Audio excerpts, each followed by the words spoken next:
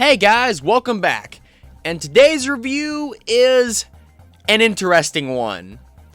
A long time ago, there was a sprite animated series called Super Mario Bros. Z. Now, I never watched the show, and honestly, I don't know if I ever will. Mainly because I've been told that it never gets an official ending. It ends on a massive cliffhanger.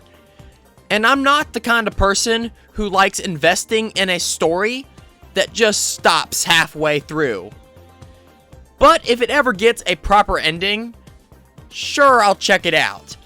But as it stands, I'm not diving into an unfinished narrative. However, someone made a game based on it. Yeah, a fan game based on a fan animation. That's insane to think about. The game is called Super Mario Bros. Z, the game. And it's a fighting game. And oh boy, is it crazy. I played a couple hours of it, tried every mode I could, and now I'm here to tell you what I think. For starters, as I mentioned, this is a fighting game.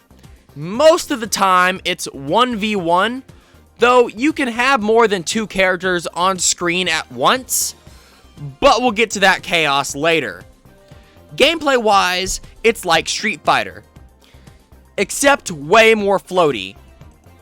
Yeah, the controls are extremely floaty, and you do feel pretty light in this game, with how your character moves.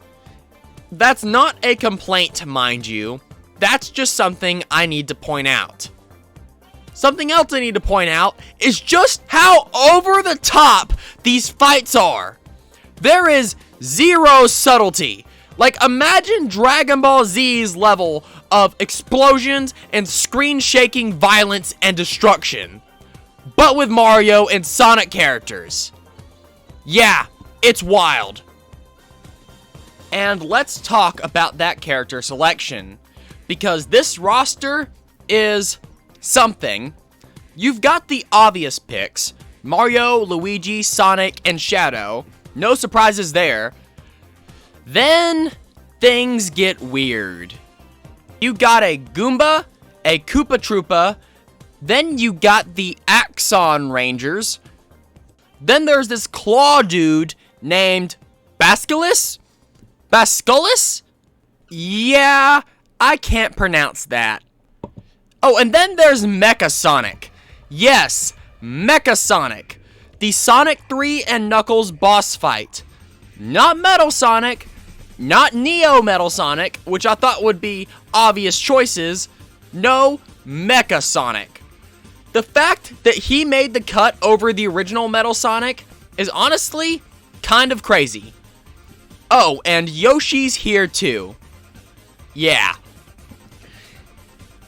I tried a lot of the fighters, and yeah, they're all a ton of fun to play, but you'll never guess who ended up being my main. If you guessed Sonic or Shadow, because I'm a Sonic fan, nope. My main was freaking Mario. Yeah, I didn't even see that coming.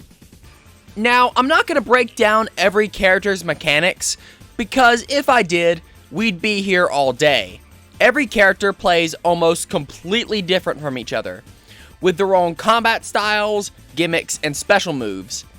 It's honestly impressive with just how much variety there is. But Mario's gimmick is actually pretty cool. He has multiple super forms that he can activate once per battle. And I'm assuming these are based off items from his games. Full disclosure, I haven't played that many Mario games. The only Mario game I've actually beaten was the original Mario Bros. On the NES. Look, I'm not a fan of the series because Mario has all the personality of a stack of cardboard and spends his life being a simp to Princess Peach, who isn't even his girlfriend. But anyway, back to the super forms. Each form gives Mario a different moveset and abilities, as long as his special meter stays charged. You see, as the form is used, Mario's super meter, yeah, every character has a super meter that's used for their special moves and abilities. Anyway, as the form is used, the meter drains, and once it's empty, the very next hit Mario takes knocks him back to his regular form. So the strategy is basically fill up your super gauge, pick a form, burn through your special moves like a maniac, and try to take out your opponent before they can knock you out. My favorite form is the Fire Flower form. You can spam fireballs, throw out long-range flame attacks, and just melt people from across the screen. It's just awesome. And the main mode you're going to be spending most of your time in is the arcade mode. You fight through the roster and end with Mecha Sonic. There's no arcade endings, just a result screen. And honestly, that's my biggest complaint with this game. I like my fighting games to have arcade endings, just so it feels like I actually accomplished something, other than beating up a bunch of random people. But if that's all you want, just to make Mario and Sonic characters beat the absolute hell out of each other, this game absolutely delivers. And that's the basic stuff. Now let's talk about all the insane things you can do outside the basic arcade mode. And here's where things get wild. You don't have to fight just one-on-one in this game. Not even close. In arcade mode, you can actually bring teammates with you. And not just one or two, you can bring a lot. Like, enough that you can just sit back, relax, and let your squad beat the absolute crap out of the enemy for you. There's also a versus mode, where you can set up team battles, kind of like Smash Bros. And this is where I started wondering, is there a limit to how many characters you can have on screen at once? So as a joke, I decided to just start adding characters to the roster. And more. And more.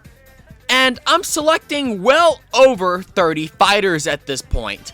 And at this point, I'm thinking, there's no way the game is actually gonna load all of these characters into a single deathmatch. Right?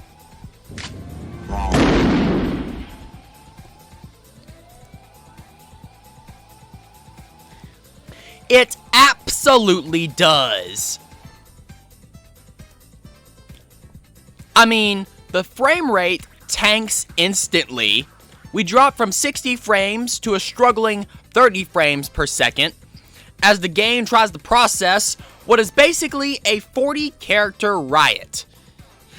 I mean, look at this. Just look at this. I don't even know where my character is in this complete insanity. And the best part, the winner of this 40-plus fighter free-for-all was a Goomba. Yes, a Goomba. A Goomba outlasted Mario, Sonic, Shadow, Mecha Sonic, Yoshi, and like 20 other clones. So yeah, this game is insane, but it's the kind of insane that can actually be fun just for the sheer ridiculousness of it. Last thing worth talking about is the soundtrack, and it's very clear that this is not an original OST. The music is ripped from a bunch of different games, and honestly, I don't know where even half of it comes from. And yeah, I'm not a fan of most of it, except for one of the snow levels, because that one uses Divine Hate from Devil May Cry 3. And I love that track. It's the only song in the entire game that really stood out to me as genuinely good, and it fits the whole over-the-top fighting game vibe perfectly.